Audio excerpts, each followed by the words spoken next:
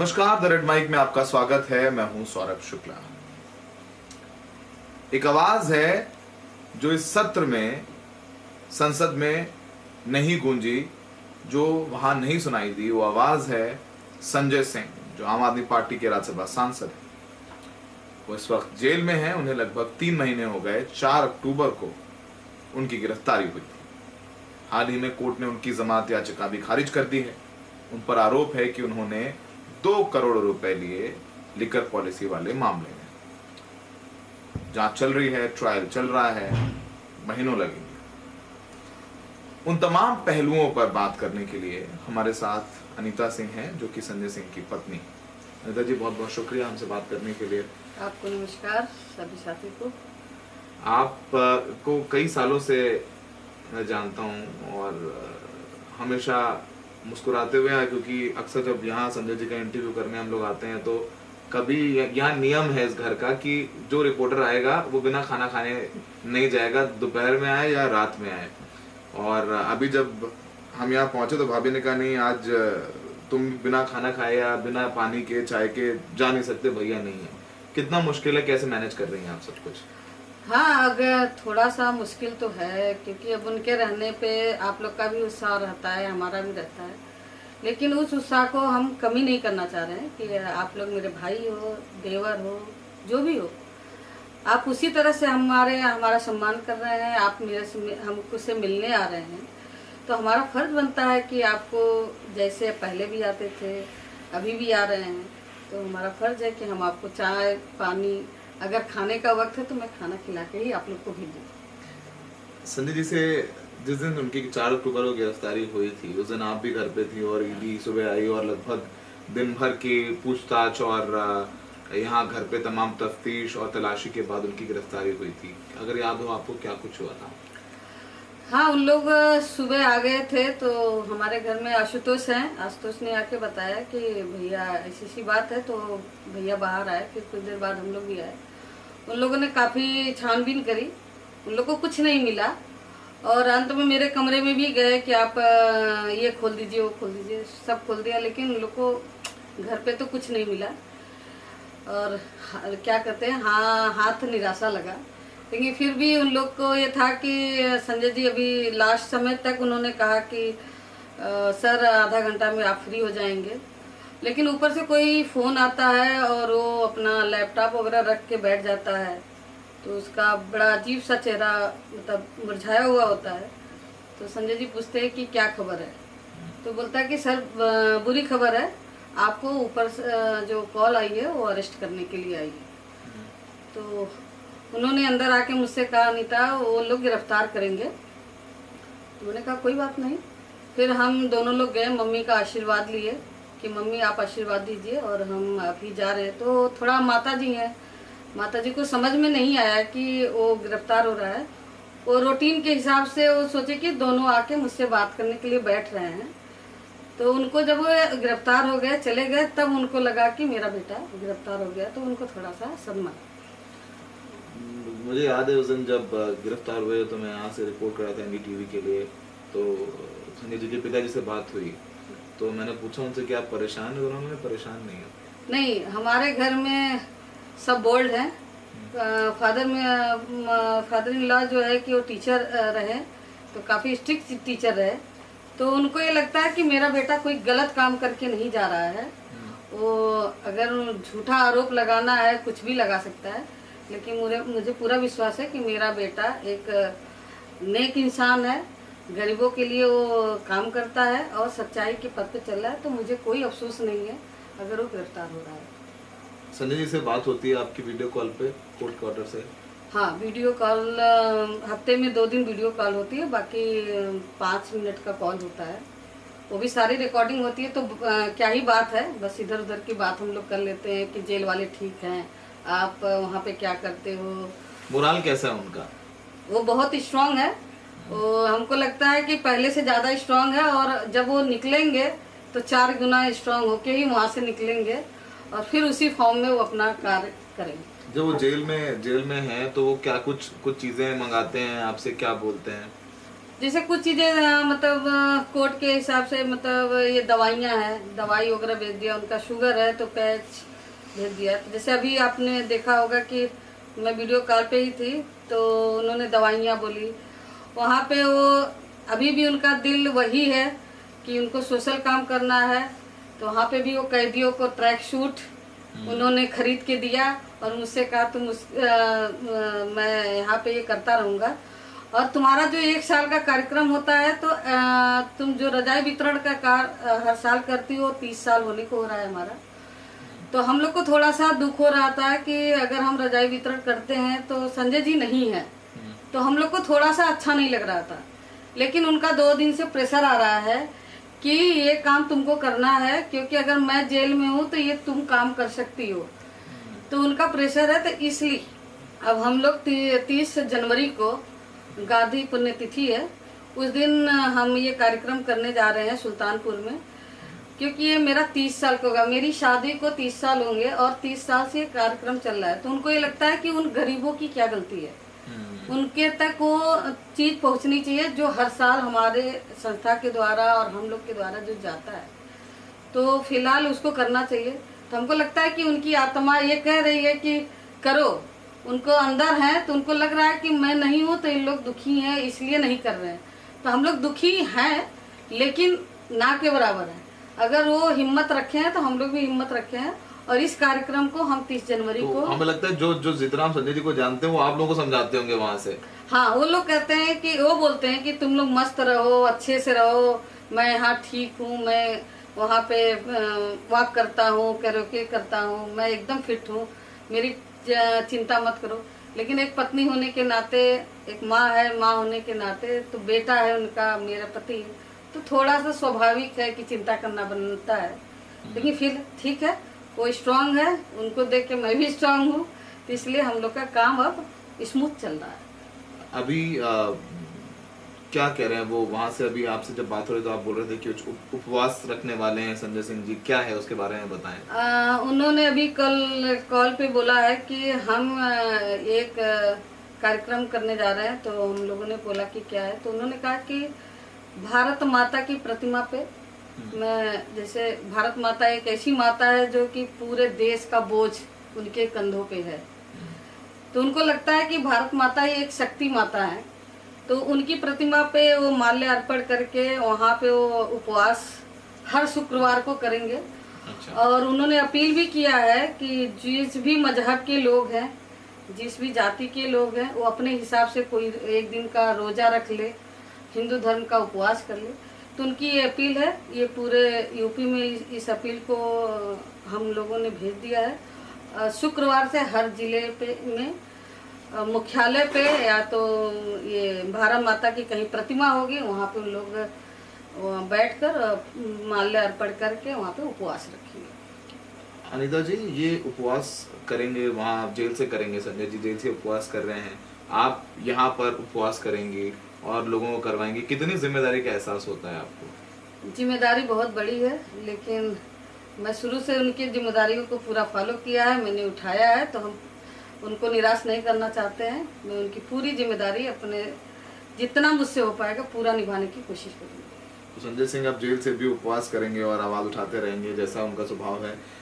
जितना मुझे पता है, वैसे क्योंकि इतने सालों से हम कवर करते हैं, इंटरव्यूज करते हैं संजय जी की और आपसे बात होती रहती है, बहुत कम लोगों को पता है कि संजय जी जब यहाँ पर आए अन्न आंदोलन के दौर में, तो पीछे से उनका जो राशन सप्लाई या उनका जो सपोर्ट था फाइनेंशियल इकोनॉमिकल, आप सुल्तानपुर से करती रहती थी, उसके बारे में बताइए। हाँ, वो जो एक जर्नी थी, संजय जी को बोला कि नहीं, क्या आपने बोला जाए कि वो जाना चाहते थे और कैसे था? नहीं, कैसे आए वो? दरअसल शादी जब हुई थी मेरी, तो जैसे होता है कि सभी लड़कियों की इच्छा होती है कि अच्छे परिवार में शादी, पति अच्छा हो। तो हमारे फादर ने भी एक इंजीनियर से मेरी शादी करी थी, लेकिन वो शादी इंजीनियर से कम समाज सेवी से ज्यादा करी थी। तो 1 साल बाद उन्होंने अपनी नौकरी वगैरह छोड़ दिया और वो सोशल वर्क में जुड़ गए। मतलब एक छोटा सा संस्था हम लोगों ने बनाया, आजाद सेवा समिति। चूँकि मेरा भी सोशल में ज़्यादा इंटरेस्ट था और स्वाभाविक है कि पति भी मिल गए, तो दोनों लोग का मैच कर गया। तो 94 में आजाद सेवा समिति बनी, जिसके थ्रू हम लोगों ने शुरू में 50-100 कंबल से मैंने शुरुआत किया है हम लोगों ने। और ब्लड डोनेशन, गरीब लड़कियों की शादी करना, और जो भी आर्थिक मदद हो सकती है, शारीरिक मदद हो सकती है, तो पूरा हम दोनों लोगों ने किया। और ऐसे ही हम ट्रेनर थे, हम ट्रेनिंग देते थे। जब ये अन्ना आंदोलन में यहाँ पे आ गए, तो अब यहाँ पे कभी आप कवरेज किया होगा, कभी आपको मनीष के घर पे मिलते थे, कभी विकासपुरी में मिलते थे, कभी कुमार के घर में मिलते थे, कभी कुमार के घर पे मिलते थे, कभी मतलब ऐसे ऐसे कहीं ना कहीं वो मिलते थे। जब उन्होंने ये जनकपुरी में रहना शुरू किया, तो जब हम पहली बार यहाँ पे उस घर में आए, तो न खाने का सामान था, न बर्तन था, न कुछ नहीं था। कैसे लोग कर रहे थे मुझे नहीं समझ में आ रहा था।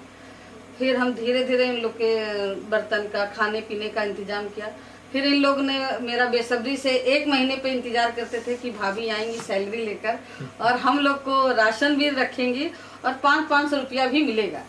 तो इन लोगों को हम 500 रुपया भी दे के जाते थे। बच्चे हमारे बहुत खुश रहते थे उस 500 रुपये में भी, और कि चलो भाभी आई है, तो लगता था कि कोई घर में गृहिणी आ गई है। हाँ।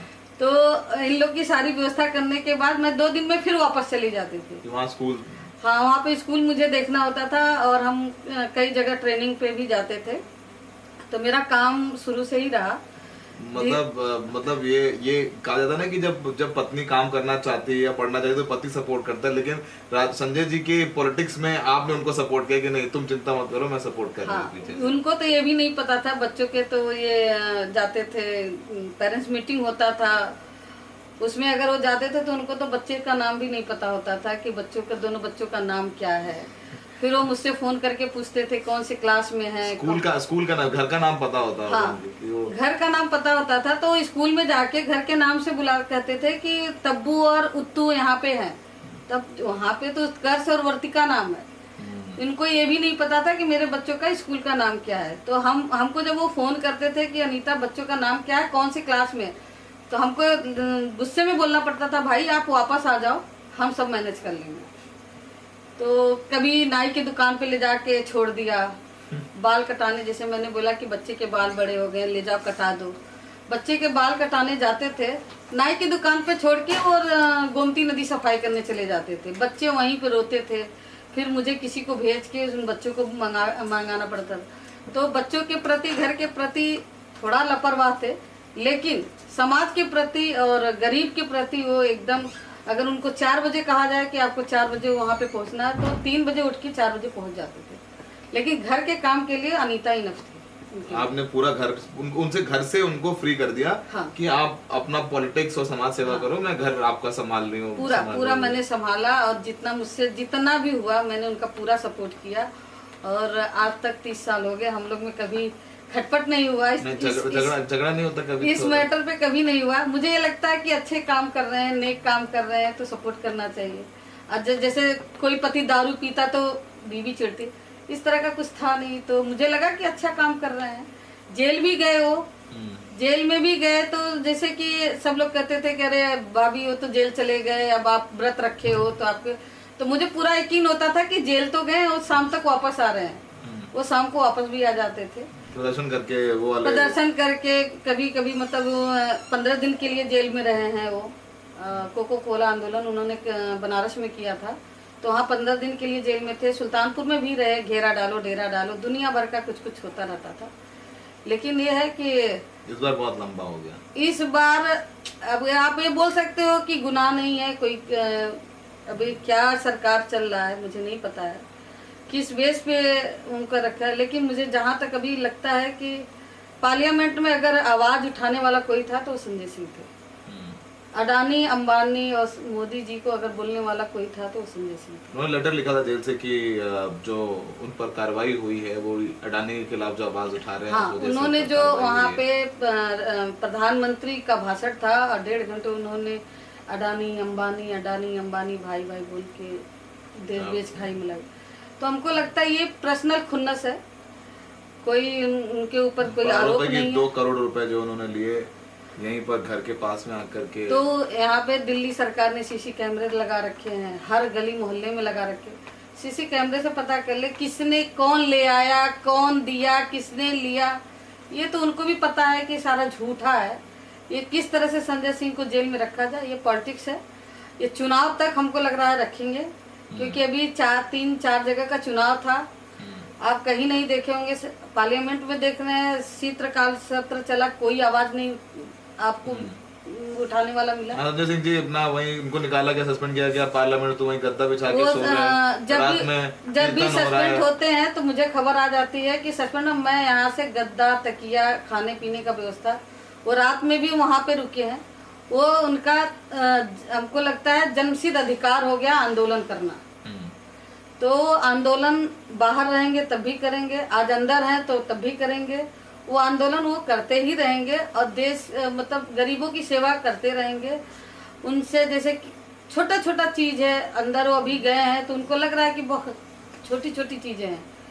कोई कैदी है 10,000 के लिए जेल में है क्योंकि उसका कोई जमानत नहीं करा पा रहा है, कोई 20,000 के लिए है, तो उनको लगता है कि शायद हम कुछ कर पाए। तो इसलिए अब हम लोग कोशिश कर रहे हैं कि उन बेगुनाहों को और जो बिना वजह जेल में हैं, सजा काट रहे हैं, तो उसमें भी हेल्प हो सकता है। जो मुझसे हेल्प हो पाएगा वो भी हम करेंगे। किताबें वगैरह मंगवाते हैं, कौन सी किताबें मंगवाते हैं? किताबें उन्होंने बहुत सारी मंगा रखी थी। ये रघु जी की किताबें थी, जाति प्रथा, भगत सिंह है, नेल्सन मंडेला है, और ऐसे से करके उन्होंने 16 किताबें मंगाई थी। वो अभी भगत सिंह पढ़ रहे हैं और अभी कॉल पे बोला है कि 3-4 किताब का नाम उन्होंने अभी और दिया है। दुर्गा भाभी की किताब, दुर्गा भाभी पढ़ेंगे और कुछ है जो भी है, हीरोज ऑफ रशियन रेवोल्यूशन। तब उस किताब को हम मंगवाते हैं, फिर उनको भेजते हैं, वो पढ़ते रहे। उन्होंने उसमें नेल्सन मंडेला पढ़ रहे थे तो हम लोगों ने उसमें मजाक बनाया था थोड़ा सा, आपको बता दूं। नेल्सन मंडेला पढ़ रहे थे, 27 साल जेल में था वो। तो अभी हमारी और बात होती है तो जब वो जेल से बाहर आया, नेल्सन मंडेला की वाइफ ने दूसरी पार्टी बनाई, घर बनाया, और वो जब बाहर निकला तो उसको तलाक दिया। तो हम लोगों ने, जब हम लोग के हस्बैंड जैसे मनीष जी भी अपनी वाइफ को यही कहते हैं कि भगत सिंह थे, गांधी थे, नेल्सन मंडेला था, उनकी बीवियों से किसी ने पूछा कि वो कितना कष्ट में थी? हम तो आए हैं पूछने आपसे। आपने पूछा, मैंने बताया। नेल्सन मंडेला ने तलाक दे दिया था, इसके विषय में आप क्या करना चाहते हैं? लेकिन नहीं, हमको तलाक नहीं देना है। उसका क्या रीजन था मुझे नहीं पता, लेकिन मेरे लिए संजय जी हैं, संजय जी ही रहेंगे और हमेशा के लिए रहेंगे। मैं उनका साथ दे रही हूँ, देती रही हूँ, आगे देती भी रही। मनीष जी की वाइफ से भी आपकी अच्छी बातचीत, दोस्ती वगैरह है, उनकी हेल्थ वगैरह आप लोग आपस में बात करते हैं?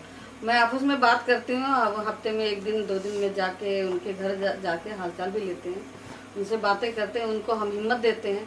थोड़ी उनकी तबीयत खराब रहती है तो थोड़ा सा इमोशनल हो जाती हैं, लेकिन लगता है कि हम जाते हैं तो थोड़ा सा उनको अच्छा लगता है। मनीष जी से भी बात हो जाती है मेरी, और मनीष जी भी पूछते रहते हैं कि अनीता भाभी आई कि नहीं। अगर हम नहीं भी गए होते हैं तो सीमा भाभी बोलती कि हाँ अनीता भाभी अभी आई थी और गई। तो उनको लगता है कि आप देख लेंगे सीमा जी, आपसे उनसे अच्छे संबंध है आपके, तो वो पूछते भी रहते हैं। अगर हम 1-8 हफ्ते में नहीं गए तो झूठ भी बोल देती हैं कि हाँ भाभी आएगी, उनको अच्छा लगे कि हाँ भाभी आती जाती रहती है, तो मुझे अच्छा लगता है। जिस दिन संजय जी अरेस्ट हुए थे उस दिन अरविंद केजरीवाल जी भी आए थे, वो भी हालचाल लेते रहते हैं, बात होती रहती है। हाँ, उनसे भी बात, एक बड़े भाई का जो फर्ज होता है वो निभा रहे हैं, वो हालचाल भी लेते रहते हैं। दिवाली पे भी आए कि जैसे एक बड़े भाई होने के नाते कि जैसे उनको लगा कि परिवार में ऐसा ना लगे कि संजय जी जेल में हैं तो सब लोग दुखी हैं, तो पूरा मोरल सपोर्ट किया उन्होंने। आए, पति पत्नी दोनों, सुनीता भाभी भी थी, अरविंद जी भी थे, हाल चाल लिया और बातचीत करे और कहे आपको टेंशन लेने की ज़रूरत नहीं है, सब अच्छा हो। आपके 2 बच्चे हैं, तब अब आज क्योंकि उनको जानता हूँ, उनका नाम है मेरे को तब्बू और तो ही पता है। अब वो जब इंटरव्यू देखेंगे तो लड़ाई करेंगे आपसे आकर, क्योंकि घर का नाम आपने बोल दिया उनका, तो उनको भी आप समझाते हैं, वो भी। मेरे बच्चे भी बहुत ही स्ट्रांग है, और आपने शायद वीडियो कॉल में देख भी लिया कि बच्चे कैसे बात कर रहे थे पापा से। तो थोड़ा सा शुरू में फील हुआ बच्चों को, लेकिन वो है कि बच्चे शुरू से उनको देख रहे हैं। आज मेरा बेटा भी कहता है कि अरे पापा जेल गए हैं तो कौन सी बड़ी बात है, शुरू से ही तो आंदोलन करते देखा है, मैं बचपन से ही तो आंदोलन करा, मुझसे भी आंदोलन करवा रखा है उन्होंने, बिजली के अगेंस्ट आंदोलन बच्चों से करवा रखा था। तो बताता है कि पापा मेरे अच्छे काम कर रहे हैं, तो हम लोग भी पापा का पूरा सपोर्ट कर रहे हैं, हम लोग भी मेंटली प्रिपेयर हैं और स्ट्रांग हैं। आप ये कहती हैं कि चुनाव तक अंदर रखेंगे तो एक लंबी, क्योंकि अक्सर क्या होता है कि आप शारीरिक तौर पर टूटे ना टूटे, मेंटल मानसिक तौर पर टूटने की संभावना हमेशा रहती है, तो वो मोटिवेट करते हैं। आप भी जो बातें कर रही हैं काफी मोटिवेटिंग बातें कर रही हैं, पर कभी अकेले जब चुपचाप बैठती होंगी तो लगता तो होगा, फील हाँ, तो नहीं, होता होगा। वाजिब सी बात है एक पत्नी को क्योंकि सौरभ शुक्ला से बात कर रहे हैं तो मुझे स्ट्रांग रहना ही है, और वैसे भी रहती हैं, और चूंकि लोग देखेंगे तो वो संदेश जाना चाहिए। लेकिन अकेले जब बैठती हैं कि ठीक है भाभी सबके लिए है, लेकिन भाभी के लिए भैया थे और वो इस वक्त जेल में हैं, तो वो नहीं, वो थोड़ी कमी तो खलती है, उनको भी खलती होगी। ऐसा तो नहीं है कि वो जेल में है तो उनको मेरी कमी नहीं खल रही होगी, उनको भी खलती होगी, मुझे भी खलती है। अकेलापन लगता है थोड़ा, लेकिन अपने आप को मेंटली हम प्रिपेयर करते हैं कि नहीं, अगर मैं टूटूंगी तो शायद वो अंदर से टूटेंगे। नहीं, जमावड़ा लगा रहता है यहाँ पे भी। आप जैसे नहीं कि संजय जी रहते हैं तो काफी लोग बैठे रहते थे, क्योंकि हम लोग को याद है कि पहले इंटरव्यू से पहले बैठो, चाय पियो और 4-5 तरीके की बातें हुई कि वो गाना सुने हो कि नहीं सुने हो।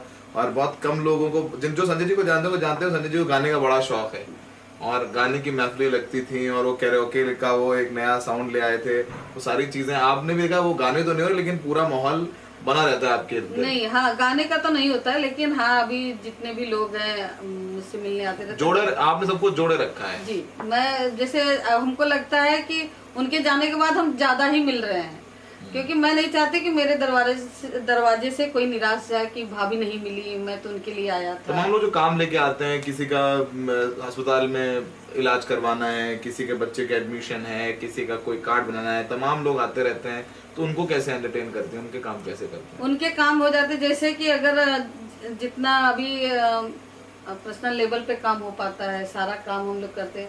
जैसे किसी को मेडिकल की चिट्ठी वगैरह चाहिए तो एनडी गुप्ता जी के लेटर पैड पे चला तो जाता है। किसी को यहाँ से खाली हाथ नहीं नहीं, भेजते? खाली हाथ नहीं जाता, मतलब किसी जिस तरह से भी सपोर्ट हो सकता है उनका पूरा सपोर्ट किया जाता है। और जैसे फीस जमा करना हुआ, किसी को बोल दिया कि भैया आप देख लो आपके एरिया का है बच्चा है, एडमिशन करा दो, कुछ 10-20 हजार का जो भी होता है, तो सब लोग सपोर्ट करते हैं। जैसे पहले सपोर्ट करते थे वैसे आज भी करते हैं।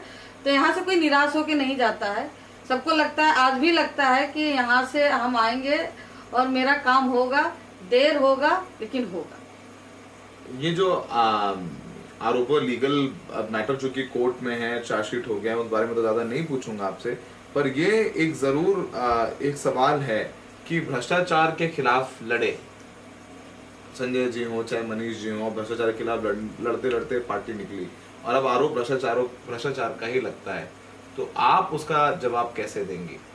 देखिए, जैसे संजय जी को 2 चीज से बहुत नफरत थी, एक पैसे से, फालतू का पैसा, और दारू।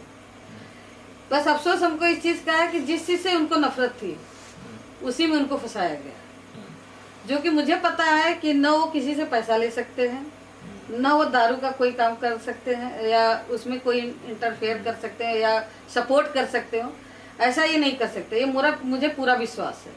लेकिन अफसोस इसी बात का है कि जिस चीज से उनको नफरत थी उसी चीज में उनको फंसाया गया।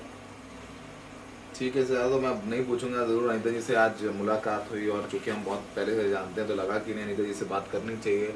और अनीता जी ने बताया कि संजय सिंह जी शुक्रवार से उपवास करेंगे, शुक्रवार को, हर हफ्ते शुक्रवार को उपवास करेंगे, और यहाँ पर बाहर अनीता जी और तमाम जो यूपी के और आम आदमी पार्टी के कार्यकर्ता हैं, देशवासी हैं, वो उपवास कर सकते हैं। और मुद्दा है भारत माता के ऊपर जो इस समय जो हमारे ऊपर जैसे लड़ने की शक्ति दे, भारत माता जो हमारे ऊपर आरोप चल रहे हैं, जो हमारे हस्बैंड के ऊपर आरोप चल रहे हैं, या जो तानाशाही चल रही है, उसको सहने के लिए हिम्मत चाहिए। तो हो सकता माता जी, भारत माता एक ऐसी माता है, ये धरती है, भारत माता की एक धरती है जो कि पूरे विश्व को उन्होंने अपने कंधों पे रखा है। तो हो सकता है उनकी, जब वो इतने लोगों को इस धरती पे हर तरह के लोग हैं, करप्ट हैं, अच्छे हैं, बुरे भी हैं, सब हैं, उन्होंने उठा रखा है। हो सकता है उनकी शक्ति हम लोग को मिले। तो हम लोग शुक्रवार से भारत माता के मूर्ति पे माल्य अर्पण करके और 1 दिन का उपवास हर शुक्रवार को करेंगे। हर जाति के लोग जो हैं, जैसे हमारे घर में सुफियान है, हमारे घर में समीम है, वो उन्होंने बोला कि हम रोजा कर लेंगे। तो जिस मजहब के लोग हैं उसी हिसाब से वो अपना, हम व्रत है, मेरा व्रत रहेगा, उन लोग का रोजा रहेगा, मतलब एक दिन का पूरा उपवास चलेगा, क्योंकि ये संजय जी ने कहा है तो हमारे घर में उनके बात को कोई काटता नहीं है, तो जो जितने लेवल पे है जैसे भी है वो करेगा। तो ये बातचीत थी, बड़ी कैंडिड बातचीत अनीता जी से, और अनीता जी को जो लोग जानते हैं फिल्टर के साथ नहीं, बहुत ज़्यादा दिमाग लगा के नहीं बात करती हैं, दिल से बात करती हैं। संजय जी दोषी हैं या नहीं है वो कोर्ट तय करेगा, हम उस पर कमेंट नहीं करते हैं, लेकिन अनीता जी की भी आवाज़ सुनी जानी ज़रूरी है, तो वो कोशिश की कि वो आवाज़ हम आप तक पहुँचाएँ। सहयोगी शाहीन अस्कर के साथ सौरभ शुक्ला, करण माइक के लिए। कितनी देर का है शायद? 25 मिनट प्लस। बढ़िया है। हाँ